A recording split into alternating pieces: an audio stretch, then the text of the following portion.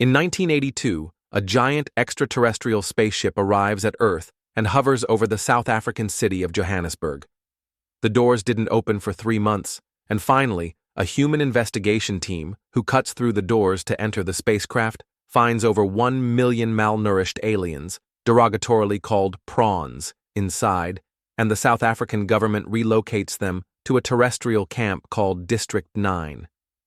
However, over the years, it turns into a slum, and locals from Earth often complain that the aliens are filthy, ignorant lawbreakers who bleed resources from humans. Sarah Livingstone, a sociologist at Kempton Park University, was part of the first contact team. The camp was supposed to be temporary, but since there was no plan, District 9 became permanent. Michael Blomstein, MNU Department of Alien Civil Affairs, knows that the aliens are here to stay. Dirk Michaels, the CEO of MNU.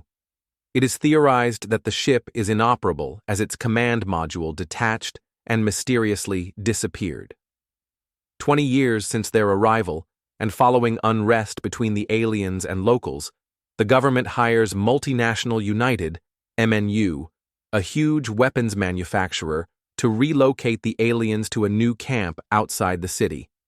Piet Smit, an MNU executive, appoints MNU employee and his son-in-law, Wikus van der Merwe, to lead the relocation. The prawns resist, and the relocation goes slow. Nigerians are running many scams in District 9, including selling cat food to aliens, cross-species prostitution, and alien weapons. They are headed by Obasanjo. Many people believe that MNU's plan to relocate the aliens was a cover to get hands on alien weapons, which are bioengineered to their DNA and hence cannot be operated by humans. Nigerians have the biggest cache of alien weapons, which they have amassed for 20 years, without the ability to use them. Obasanjo kills and eats aliens, believing that it would give him the power to use alien weapons. Meanwhile, 3 aliens, Christopher Johnson, his young son CJ, and Christopher's friend Paul, search a District 9 garbage dump for alien fuel and prawn technology, which Christopher has had them spend the last 20 years synthesizing enough of to enact his plan. They finally finish in Paul's shack as the relocation begins, but when Wikus comes to the shack to serve Paul a notice, he finds the hidden container with the fuel and accidentally sprays some of it in his own face while confiscating it. Paul is killed by Cobus Venter, a cruel leader of the MNU mercenaries who takes pleasure in killing the aliens. Wikus begins mutating into a prawn, starting with his left arm, which was injured after the fuel exposure and which was hidden under a large bandage. After playing down his symptoms, he passes out and is taken to a hospital, where his left hand is now discovered to have become a prawn claw. He is transferred to the MNU lab, where researchers perform brutal experiments and discover his chimeric DNA grants him the ability to operate prawn weaponry that is biologically restricted for use only by the aliens. Wanting to capture this human-alien hybridity before Wikus fully transforms, Smit orders for Wikus's body to be vivisected and harvested for its profitable properties. Wikus, however, overpowers the lab personnel and escapes.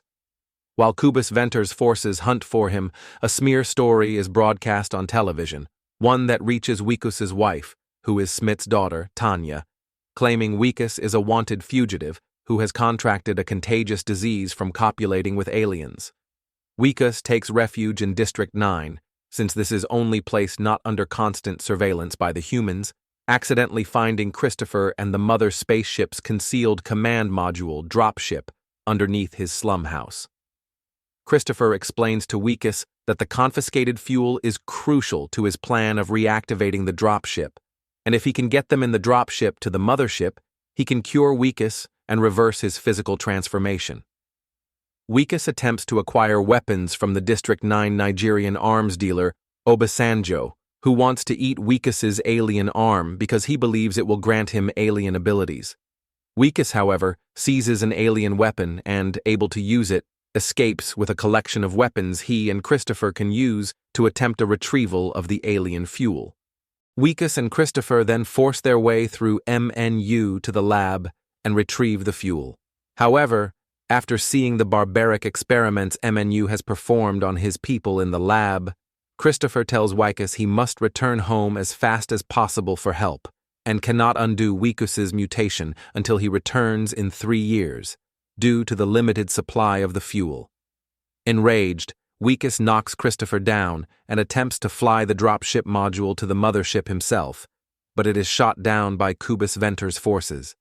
Venter captures Wikus and Christopher, but Obasanjo's gang ambushes the MNU convoy, seizes Wikus, and brings Wikus to Obasanjo, who prepares to chop off Wikus's prawn arm. Meanwhile, CJ, remaining hidden in the dropship, remotely activates the mothership and a large, alien, mechanized battle suit located in Obasanjo's base. The suit guns down the Nigerians, and Wikus enters the suit and rescues Christopher from the mercenaries. Heading to the dropship, the two come under heavy human weapons fire, and Wikus stays behind to fend off the mercenaries, buying time for Christopher, who promises to return after 3 years and heal Wikus, to leave. After all of the other mercenaries are killed, Venter finally cripples the suit and is about to execute Wikus when slum aliens attack and dismember him alive. Christopher makes it into the dropship with CJ, and the dropship is levitated via a tractor beam back into the mothership, which Christopher then uses to leave Earth. Humanity is left to speculate whether or not Christopher will return to take all the remaining aliens back to their homeworld, or if he will return to declare war on Earth. MNU's experiments on the alien population are exposed, and the aliens are moved to the new camp, named District 10. Tanya finds a metal flower on her doorstep, giving her hope that Wikus is still alive, and a now fully transformed Wikus is shown in a junkyard, crafting the flower for his wife. Thanks for watching. Subscribe, give us a thumbs up, and let us know your thoughts on the comments.